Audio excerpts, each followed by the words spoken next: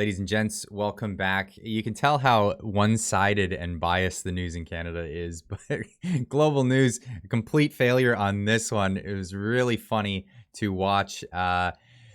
Stephen Chase jumping on Twitter saying, worth noting, Conservative MP Rachel Thomas on Monday in the House of Commons said many Canadians, in quotes, holds the view that Prime Minister Trudeau fits the definition of a dictator. She did not cite a poll. So, this is her words. Thank you for the question. Dictator.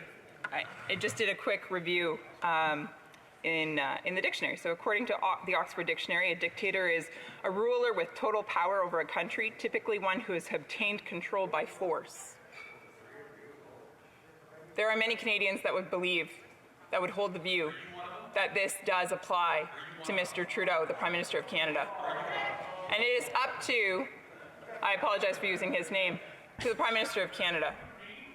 And it's actually up to the Canadian people to determine that. And they'll be determining that at the next election. Now, here's the problem. Amazing. So he's asking here for her to cite a poll on how many Canadians are. We all know how polls work. Polls work on social media most of the time for the news media. They put out a poll on Twitter and then they cite that as their proof.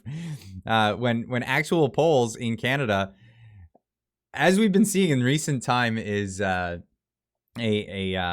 notable thing that people who don't agree with the contemporary politicians tend to not answer, and just the polls just get filled with the wrong data. It's funny because it leads to swings going the wrong way for these politicians. Lethbridge MP says many Canadians, in quotes, view Prime Minister as a dictator. This is from Global News. And this is where the real failure is. On Monday, Lethbridge MP Rachel Thomas was asked to weigh in after Saskatchewan MP referred to Prime Minister Trudeau as a dictator. According to the Oxford Dictionary, okay, we just heard her quote, Thomas's remarks are creating a stir on social media with many users denouncing the application of the term dictator. Many users that happen to also be employed by Global News. They're pretty over the top, political sociologist Trevor Harrison said. Harrison believes the statement will play well with a small fraction of voters, but will be dismissed by most Canadians. You mean a fringe minority? I think we've heard words like this before, my friend. And the misapplying of the definition, misapplying, so this is misinformation, I guess, of the definition she had to the actual situation does not fit at all the experience of most people in this country, he said.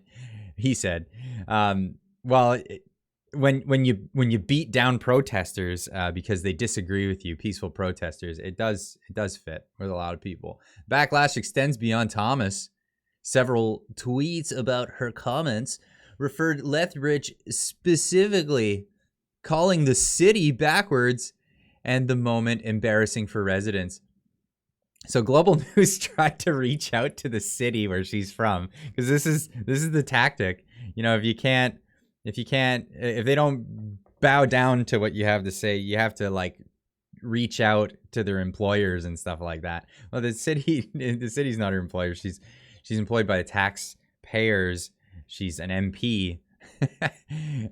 Global News requested comment from the city council to discuss potential impact to the city's image, but we're told the matter doesn't involve the municipal government and the city has nothing to add, so get out of here, is basically what they said. Why are you calling us?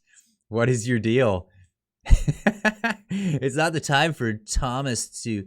It's not the first time Thomas has courted controversy. In November 2020 Facebook post, she questioned whether COVID-19 deaths involving comorbidities should be included in the pandemic death toll. Well, that's not just her.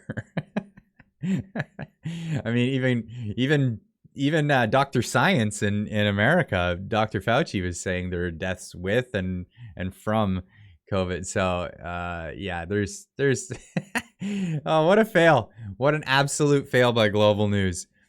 Keep up the good work there at Global News, folks. And I hope your advertiser revenue turns out okay for you guys. Either way, you guys keep on trucking.